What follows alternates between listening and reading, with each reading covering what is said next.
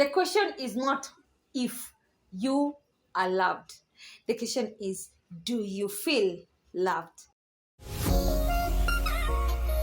Audio Jungle.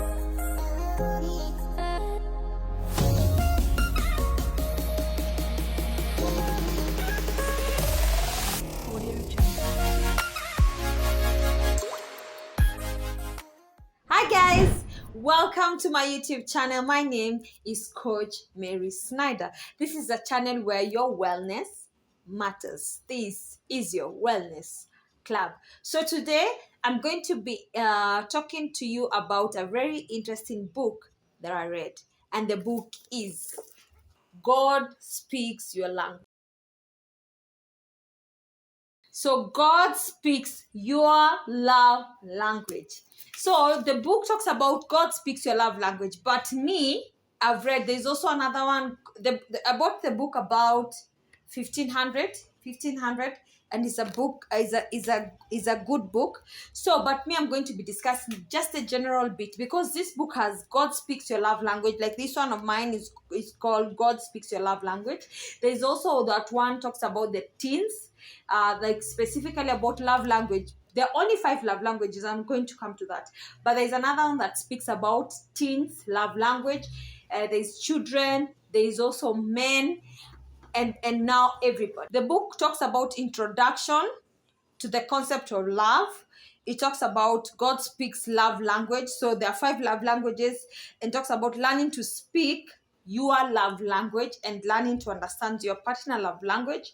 And also the book talks about whatever it talks about love language. It talks about love prevails. Now, because I've read the book, I'm going to summarize this book as short as I can. It's a beautiful book. Consider reading it, purchase it, read it. Is amazing. So there, like I've said, he has done different edition. This guy sold about 150,000 copies. The book has been translated in 50 languages. So this means that it cuts across all cultures, all all what do you call them, whatever countries. It cut across. The love languages 5. There are 5. Someone asked him, is there a 6th one? So far it has not been discovered, but these are the 5 love languages. Number 1, words of affirmation. So words of affirmation is a love language, is one of the love languages. Number 2, act of service. I'm giving with no particular order. Number 3, gifts. Number 4, quality time. Number 5, physical touch. Let me repeat: words of affirmation, gifts, act of service, quality time, and physical touch. There are 5 love languages. So in these 5 love languages, number 1, we all have primary love language.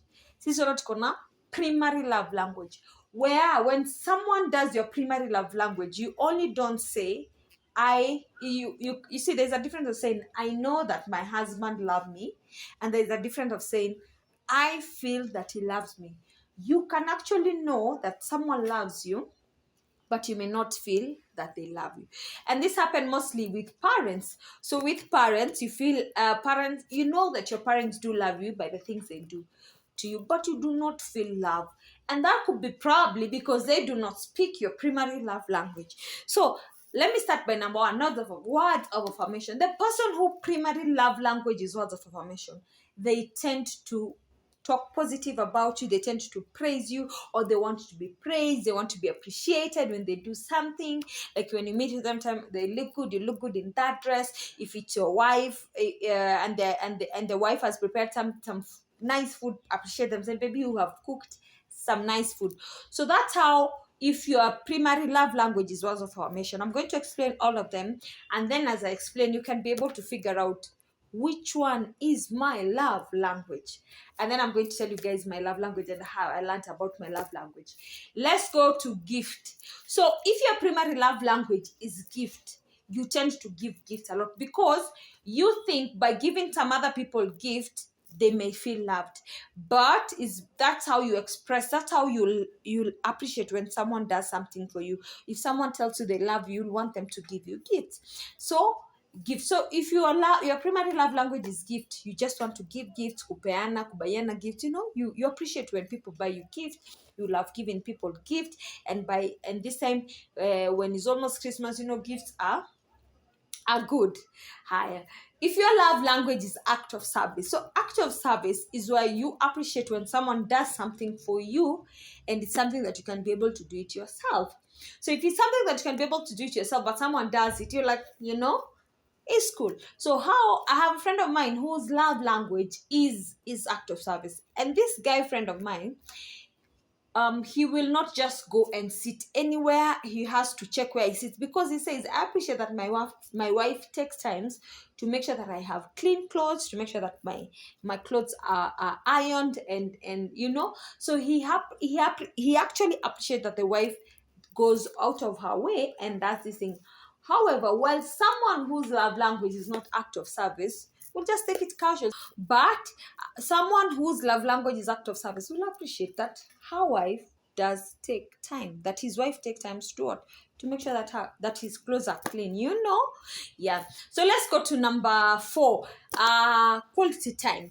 Someone's who love language or primary love language is quality time.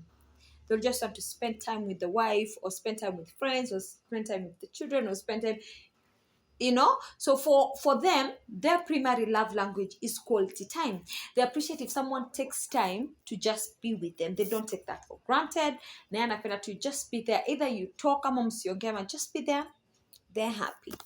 So physical touch. So the people who appreciate physical touch, and when I talk about physical touch, not this naughty or bad things, I mean someone who just appreciate, probably they appreciate hugs, they appreciate handshakes, they appreciate when you're working together, you're holding hands. When they do something good, you probably high five them, or and if it's a couple, when they're walking, they'll want to PDA, they'll hold hands, nini. So like that. So like I've said, everybody has a primary love language. Now let's get to know what is your primary love language. I've said, for you to get to know your primary love language, you tend to give people, or you tend to love people through your primary love language. I need to put this straight, that let's say, for example, your primary love language is touch. That does not mean that you do not appreciate when someone buys you gift. When someone does your primary love language and then they add on to the other ones, then that is called icing on the cake. That means when someone has given you your love language, and then so they add the other ones, is good. So it doesn't mean just because my primary love language is touch, that someone should not buy me gift, or someone should not tell me nice words. No. It simply means when someone understands their primary love language, then they are able to, then the other ones are able to do that. So the person who wrote this book, Gary, said that how he got to learn about the love language. He's a counseling psychologist like me, so he used to get clients come to, of course, for counseling. That means their marriage were in a bad place, and almost separation or divorce. And what he used to hear, all the partners cared about their partners. Like if the wife cares about the husband cares about the wife, but no one was able to tell what's the problem, because they're genuine in their heart, that they love their wife and they're trying to do their best to make sure that their marriage is working, but things are not going the right way. So he could listen and picture, say, okay, these people, the challenge is they're not speaking each other love language. And so he picked all those things and did the research and found out there was 5 love language, and that's when he came up with the 5 love language. So having said the 5 love language, like I've said, there is a for teenager, for children, for men, and the God love language. Now let me say this, that if your love language is quality time, for example, that is how God communicates to you. Let me give you an example. If your love language is quality time for you, when you like going for, probably like for us Catholic, you like going to adoration chapel and just sit there and talk to God and spend time to God. If your love language is act of service, you'll appreciate when you go to church and do something, probably wash the church, or flower and water the flowers in the church, or appreciate, so it depends. If your love language is words of affirmation, then with God you want to go and pray, you praise God, you sweet words and all those things, so you appreciate. If your love language is actually touch, someone will ask, how will God touch me? And in this book, there's someone who says their love language is touch. And so because me, I bought the God one, the how God speaks our love language. So for him, when he was going through troubles and he felt lonely and all that, he said he felt like Jesus did hug him. He just felt like someone has just come and hugged them and all that. So God does speak our love language, because of course God knows us and understands us. So just know that God speaks our love language, and this is how we should communicate with our partner. So if this is a setup of a couple, either married or relationship, it's important that you guys have a conversation. So you see, so even in a setup, you need to have a discussion. You and your partner know and discuss. You can buy the book, you can Google these days, there's internet, and get to understand more about this love language. So once you discuss with your partner, then you're able to give them their love language, their primary love language, not yours. So you tend to communicate or give them their love language, and that way they will not only know that you love them, they will feel that they're loved. And that's a good feeling, just feeling that you love, not just knowing.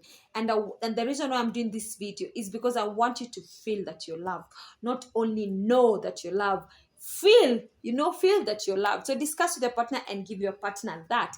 And this also, I'm trying to give different scenarios to communicating to love language. There's also friends. So in friendship also, if for me, I know I have two best friends, and I know my two best friends, their primary love language. So when I communicate to them, I communicate to them through their love language. And the reason I communicate to them through their love language, so that they all do not only know that I love them, but they also feel that I love them, because love runs the world. I'll see you. Let me also talk about children. Like for me, I have my small sister. My kid sister is now about 9 or 10 years.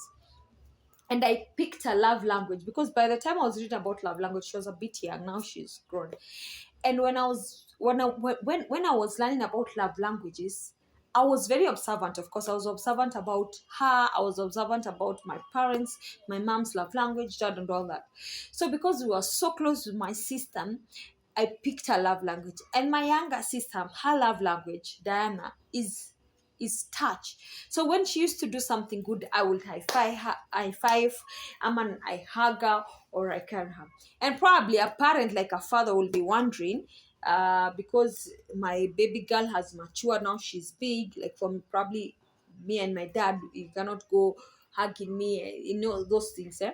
What they can do, you can tap them on the back when they do something good, like well done, or you can shake their hand or high five, so just ways on how to appreciate them through their love language, so that they feel loved. Which other I've given children, husbands, and God, so it applies to all of us. It applies to children, it applies to teenagers, your teen, it applies to God. So love, these 5 love language are cut across. There is no atiati, it all cuts across, because most of the time when I've had discussion with people about love language, they will ask, what about how to express this to kids? Because most of the time they will think that this love language are only expressed to a soulmate or a partner, or most people must think about it like erotic love, but is not only erotic, is also this other one, which is agape love. So that is what I'm saying about that. Okay. So there's this thing that is called emotional full tank. Emotional love tank, actually. It's called emotional love tank. So the concept in this book, when it talks about emotional love tank, it means, is your emotional love tank full, or is your emotional love tank empty? Why am I saying that? Because so the concept is, your emotional love tank should be full. If it's not full, then it's time for you to have a conversation with your partner. It's time for you to have a conversation with your friends. It's time for you to have a conversation with the people about your emotional love tank. I'll say love runs the world. God is love. And be sure I'm gonna do a video on love, because the 5 love languages are important, and I believe that everybody should have a conversation with a partner about their love language. But before you have a conversation with your partner, probably you need to tell me what is your love language. Oh, I've not told you mine. So my love language is what? Words of affirmation. I'm big with words. And how did I get to know I'm big with words? I appreciate when people talk nice about me or tell me good things, but for me, it has gone to an extent where even the things I listen to. You know, me, I get goosebumps when probably people around me are talking very vulgar, or very vulgar music, or very vulgar, movies and all those things. So I also got to understand that that's my primary love language, because me, I'm big with words. I do not allow anybody to speak to me badly, or, use very strong words with me that are negative. And so even in movies and even in books I read, because my primary love language, it's words of affirmation. And probably I need to ask you, what is your primary love language? Now, some questions probably to help you, that are in this book. The guide questions are in this book to help you probably figure out your love language. First, number one, understand the 5 love languages which we have mentioned. Understand the 5 love language: words of affirmation, gifts, act of service, quality time, and physical touch. After you have done that, after you have understood the 5 love language, step number 2, what do you suspect is your primary love language? Okay, so like for me, I've told you my primary love language is words of affirmation, and I've told you the reason. So, and God does speak our love language. Let me tell you the third thing that you also need to embrace. So learn to speak your other person's love language. Learn to speak like your friend's love language, your partner's love language, or communicate to them in their love language. All right, so guys, I'm hoping this video has been interesting for me. When I learned about the love language, I was big about learning my friend's love language, my parents' love language, my small sister love language.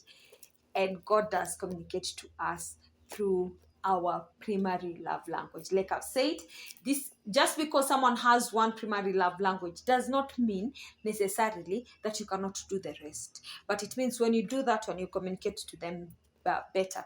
Number 2, let me also say this, that primary love language does change by time or by age.